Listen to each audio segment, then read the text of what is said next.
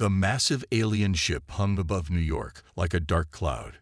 Its sleek, crystalline surface reflected the morning sun, casting rainbow patterns across the city below. This was humanity's first contact with the Galactic Confederation, and Earth had chosen Ambassador Li Jinwu to represent them. Li stood in his pressed black suit, watching through the transport beam as he was lifted into the alien vessel. His heart raced, but his face remained calm. 20 years of diplomatic service had taught him to hide his emotions well. The beam deposited him in a vast chamber that seemed to be made entirely of flowing light. The Confederation Council sat in a semicircle before him. 12 different alien species, each stranger than the last. Some had multiple arms, others appeared to be made of living crystal, and a few seemed to exist partly as energy forms. At their center sat Kira, the lead diplomat of the Confederation. Her silver skin gleamed under the chamber's lights, and her 4 eyes studied Li with obvious contempt. "Welcome, Earth Representative." Kira's voice echoed through the chamber. "We have reviewed your application for membership in the Galactic Confederation. Please present your case." Li activated the holographic display he had brought. Images of Earth's achievements floated in the air, their first steps into space, their colonies on Mars, their new fusion reactors, and their experimental faster-than-light drive. "Honorable Council," Li began, "Earth stands ready to join the galactic community. We have achieved faster-than-light travel, established colonies beyond our home world, and developed clean energy sources. We offer our creativity, our determination, and our unique perspective as members of the Confederation." A ripple of what sounded like laughter moved through the council. Kira raised her hand, silencing them. "Fascinating," she said, but her tone made it clear she found nothing fascinating at all. "Tell me, Ambassador Li, how fast can your best FTL drives go?" "We've achieved speeds of 10 light-years per day," Li answered proudly. The laughter grew louder. 10 light-years, Kira sneered. "Our slowest cargo ships manage 100 times that speed. And these weapon systems you've listed, chemical propellants, particle beams. How quaint." Li kept his composure, though his hands tightened behind his back. "We are still developing." "Still developing," Kira interrupted. "That's precisely the problem. Your species is barely out of its cradle, your children playing with toys you barely understand." One of the crystalline beings spoke up. "Their energy technology is based on crude atomic fusion. They haven't even mastered quantum fold dynamics." "And their medical science," another counselor added. "They still haven't cured their basic genetic diseases." Li tried to continue his presentation, but each achievement he mentioned was met with more mockery. Earth's best technologies, the pride of human innovation, were dismissed as primitive toys. Kira finally raised her hand again. "Ambassador Li, let me be clear. The Galactic Confederation maintains certain standards. We cannot accept species that might embarrass us. Your application for membership is denied." "Surely we could be granted observer status?" Li asked, maintaining his dignity despite the humiliation. "Observer status?" Kira's 4 eyes blinked in sequence. "Perhaps in a few centuries, when you've learned to properly harness quantum energy. For now, you may continue your crude attempts at space travel, as long as you stay within your designated sector." Li straightened his back. "The people of Earth will remember this day," he said quietly. "Is that a threat, Ambassador?" Kira's voice carried an edge of amusement. "How charming. Like watching a child throw a tantrum." "Not a threat," Li replied. "Simply a statement of fact. We will remember." Back on Earth, Li delivered the Council's decision to the United Earth government. In the quiet of the presidential office, he shared something he hadn't mentioned in his official report. "They're arrogant," he said, completely convinced of their superiority. "And that, Madam President, might be their greatest weakness." The president nodded slowly. "Then perhaps it's time to activate Project Phoenix. Let them think us primitive. Let them mock our technology." She looked out the window at the alien ship still hovering above the city. They won't be laughing for long." As Lee left the office, he couldn't help but smile. The Confederation had no idea that their mockery had just sealed their fate. Humanity had been waiting for this moment, and now they had all the motivation they needed. "The quantum alignment is stable," she announced, her voice steady despite her excitement. The team of scientists around her broke into quiet applause. What the aliens had mocked as impossible, they had achieved in half a decade of relentless work. Park Dong-ah, the military strategist assigned to the project, watched from the observation deck. His weathered face broke into a rare smile. "Show me," he said through the intercom. Dr. Kim nodded and pressed her hand against the control panel. The quantum core pulsed, and a sphere of pure energy formed in the testing chamber. "Watch this," she said, pressing another button. A laser powerful enough to cut through steel fired at the energy sphere. The beam simply disappeared into the quantum field, leaving no trace. Park's eyes widened. "A perfect shield," he whispered. "Better than perfect," Dr. Kim replied. "It doesn't just block attacks, it absorbs their energy and adds it to its own power. The stronger they hit us, the stronger we become." The discovery was just one of many. In labs across Earth, similar breakthroughs were happening daily. While the Confederation's spy ships observed what appeared to be normal technological progress, humanity's real advances remained hidden in underground facilities and classified research centers. During one of their weekly meetings, Park spread out the latest intelligence reports. "The Confederation still thinks we're struggling with basic quantum theory," he said, satisfaction evident in his voice. "Their surveillance shows exactly what we want them to see." Dr. Kim picked up one of the reports. "Our public research facilities are performing exactly as planned. They're making just enough progress to seem believable, but not enough to raise suspicions." The Earth Defense Initiative, formed in secret after the rejection, had united the world's best minds. Old rivalries were forgotten as nations pooled their resources and knowledge. Chinese quantum physicists worked alongside American engineers. Russian weapons designers collaborated with Japanese AI experts. In another section of Phoenix Base, test pilots trained on simulators for ships that officially didn't exist. The vessels incorporated technology that the Confederation believed was centuries beyond human capability. Park watched them through the viewing window, pride swelling in his chest. "How are the production facilities coming along?" he asked Dr. Kim. "The lunar bases are complete," she replied. "Hidden on the far side, just as planned. We can begin mass production of the quantum ships whenever we give the signal." Their conversation was interrupted by an alert. One of the Confederation's survey ships was approaching Earth for its monthly inspection.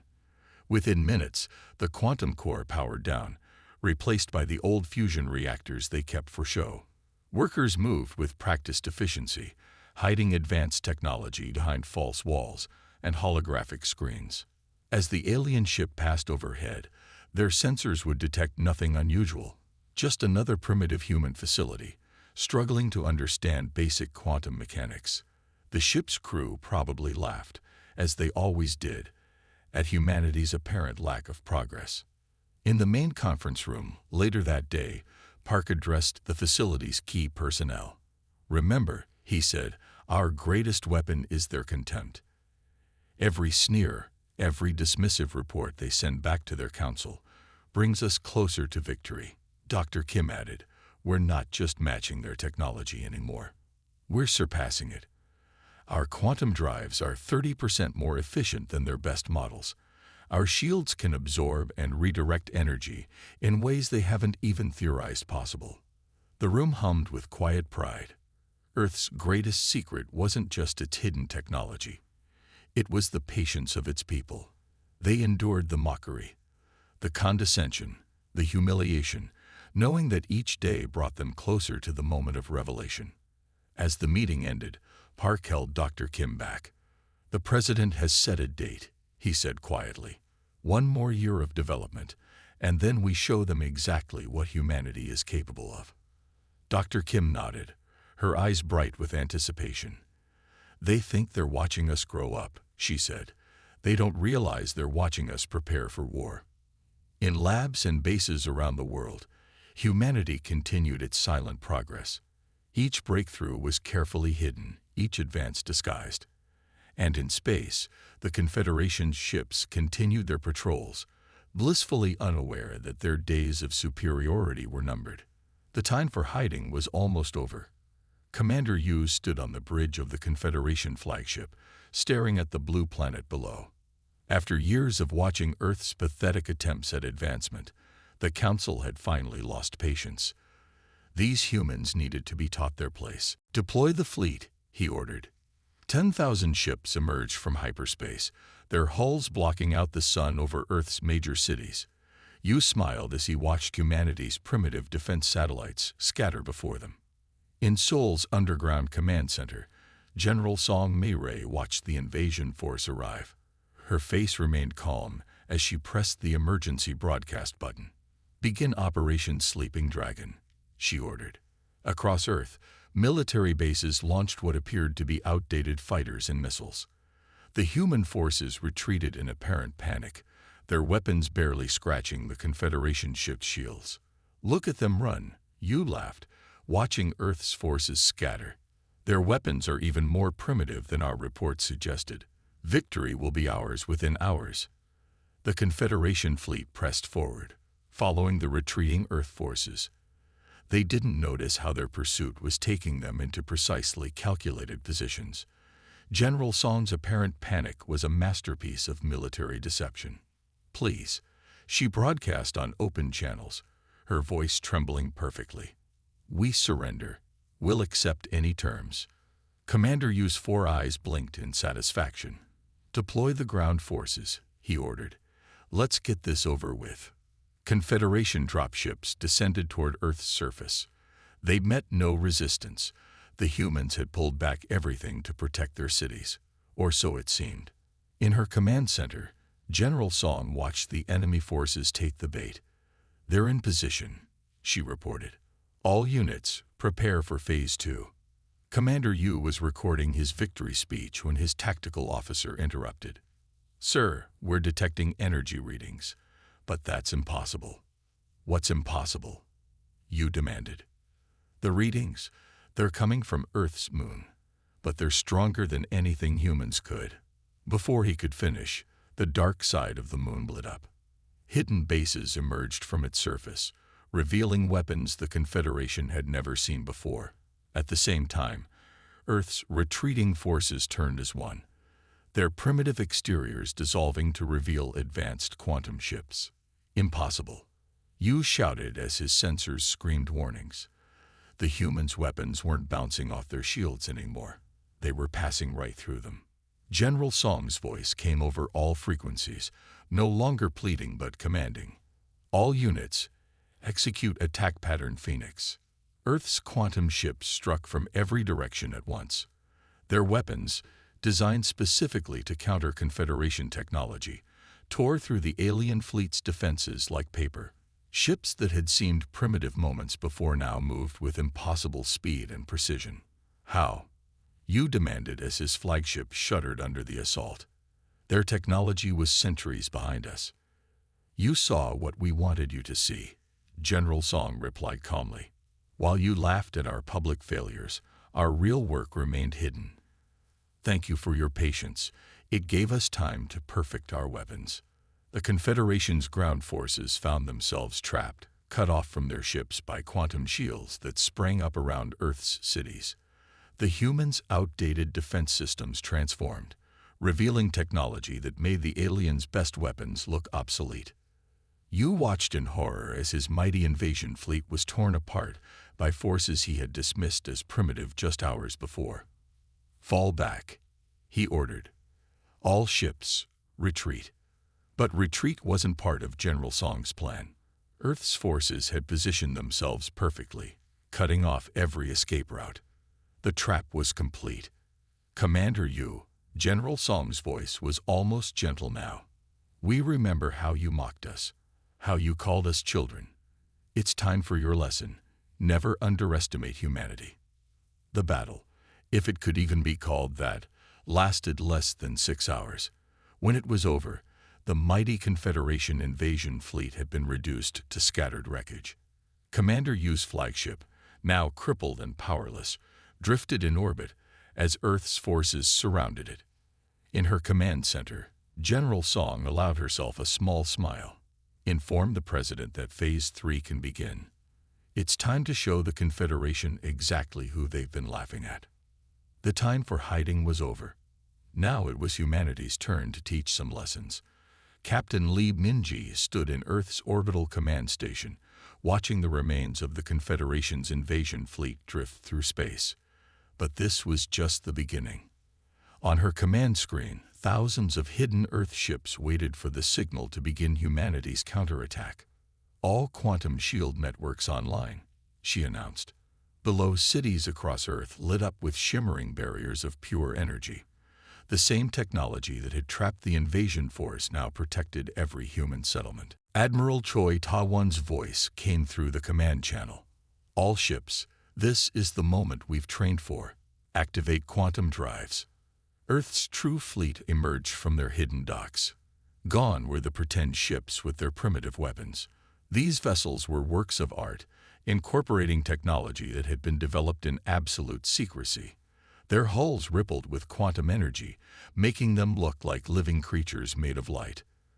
First target, Confederation Defense Station Alpha, Admiral Choi commanded. Show them what we can really do. The Earth fleet moved as one, their quantum drives allowing them to cross vast distances instantly. They appeared around the Confederation's primary defense station, catching the aliens completely off guard. Impossible. The station commander broadcast. Your ships can't have quantum fold capability. Captain Lee's voice cut through all frequencies. You might want to update your intelligence reports. She activated her ship's main weapon, a quantum disruptor that the Confederation's scientists had deemed theoretically impossible. The massive defense station's shields, pride of Confederation technology, disappeared as if they had never existed. The station itself followed moments later, its structure dissolving into base atomic particles. Who's primitive now? Admiral Choi transmitted across all frequencies. The message was picked up on every Confederation world and outpost. Let them see what they had awakened. Confederation ships rushed to respond, but their weapons were useless against Earth's quantum shields. Each attack only made the shields stronger, just as Dr. Kim had designed them to do. Meanwhile, Earth's weapons cut through their defenses as if they weren't there. Target their manufacturing centers, Admiral Choi ordered. But remember, civilian areas are strictly off-limits. We're here to end their military superiority, not to become the monsters they thought we were. Lee Minjai led her battle group through the Confederation's defenses. Their ships danced through space, moving in ways that defied the aliens' understanding of physics. Each maneuver had been practiced countless times in secret, perfected during years of preparation. Your weapons are centuries behind ours, a Confederation commander sneered, even as his fleet burned. This is impossible. No, Captain Lee replied. Your weapons are centuries behind ours. You were just too arrogant to notice. Across the galaxy, Confederation military installations fell one after another. Their proud fleets, which had terrorized countless species, were helpless against Earth's advanced technology. Each battle proved again what humanity had known all along. The Confederation's greatest weakness was their own sense of superiority. In his command ship, Admiral Choi watched the tactical display with satisfaction. Humanity's counterattack was proceeding exactly as planned. Years of enduring mockery and contempt had led to this moment. All ships report, quantum cores at full power, Captain Lee announced. The Confederation's main fleet is approaching from Sector 7. Perfect, Admiral Choi smiled. Let's show them what humanity can really do when we stop pretending to be primitive. The counterattack had begun, and the galaxy would never be the same. The time for hiding was over. Now was the time for victory. Colonel Han Jae-yun sat in her quantum fighter's cockpit, leading Earth's most elite squadron through the stars. The Confederation's main fleet hung before them. 10,000 ships that had once seemed invincible, Now they were about to learn just how far humanity had come. Phoenix Squadron, attack pattern Omega, she commanded. Her fighters moved as one, their quantum drives allowing them to appear and disappear across space like ghosts. The Confederation ships fired desperately, their weapons passing through empty space where Earth's fighters had been microseconds before. Impossible. The Confederation Admiral's voice crackled across all channels. No species has mastered quantum translocation at this level. Han allowed herself a small smile. You should have paid more attention during those years you spent mocking us, she replied, as her squadron tore through another battle group. Their quantum-enhanced weapons sliced through the alien ship shields like they weren't even there. In the Confederation capital, the Council watched in horror as their mighty fleet crumbled. Kira, who had once sneered at Earth's primitive technology, couldn't tear her 4 eyes away from the tactical displays. The humans, they deceived us, she whispered. All those years. Han's fighters danced through space in perfect formation. Each move had been practiced thousands of times in secret, each tactic designed specifically to counter Confederation technology. When their ships seemed to split into multiple copies, the aliens' targeting systems crashed trying to track them all. Target their flagship, Han ordered. Show them what primitive humans can do. The Confederation Admiral watched helplessly as Earth's fighters appeared all around his ship. Their weapons carved through his vessel's supposedly impenetrable hull, targeting key systems with surgical precision. How? He demanded. Your technology was centuries behind us. No, Han replied calmly. We just let you think it was. A lesson in humility you clearly needed. Across the battlefield, Earth's forces systematically dismantled the Confederation fleet. Ships that had terrorized 1,000 worlds fell before weapons they hadn't even believed possible. The mighty armada that had set out to teach humanity its place was now learning its own lesson in hubris. In her fighter's cockpit, Han watched the tactical display with satisfaction. The Confederation forces were in full retreat, their formation shattered. Those ships that could still fly were desperately trying to escape, while the others drifted helplessly in space. The enemy fleet is broken, she reported to Earth Command. Shall we pursue? The response came quickly. Negative, Colonel. Let some of them escape. Let them carry the message back to their capital. It's time for the Confederation to understand exactly who they've been underestimating. Han nodded. Understood, Command. She switched to the squadron frequency. All units, hold position. Let them run. The surviving Confederation ships fled in panic, their once proud formation now a chaotic scramble for safety. On their capital world, the Council watched in silence as the tactical displays showed the complete destruction of their fleet. We should have known, one Council member whispered. All those years of apparent failures, they were testing us, studying our reactions, learning our weaknesses. Kira said nothing. She remembered her own mocking words to Ambassador Lee years ago. Now she understood. Humanity hadn't been developing their technology in those years. They had been perfecting it. Colonel Han's squadron formed up one last time, their quantum ships glowing against the darkness of space. Behind them, the wreckage of the Confederation fleet drifted silently, a monument to the danger of underestimating humanity. The route was complete. Now came the hard part, teaching the Confederation how to live in a galaxy where they were no longer the supreme power. Supreme Commander Kang Do-hyun walked through the gleaming halls of the Confederation Council chamber, his footsteps echoing in the silence. How different it felt from the day Ambassador Lee had stood here, enduring their mockery. Now, it was Earth's turn to dictate terms. The council members waited, no longer seated on their high platforms, but standing on the chamber floor. Kira, once so proud, could barely meet his eyes. Her silver skin had lost its shine, and her 4 eyes were fixed on the ground. The terms of surrender are simple, Kang announced, his voice carrying to every corner of the chamber.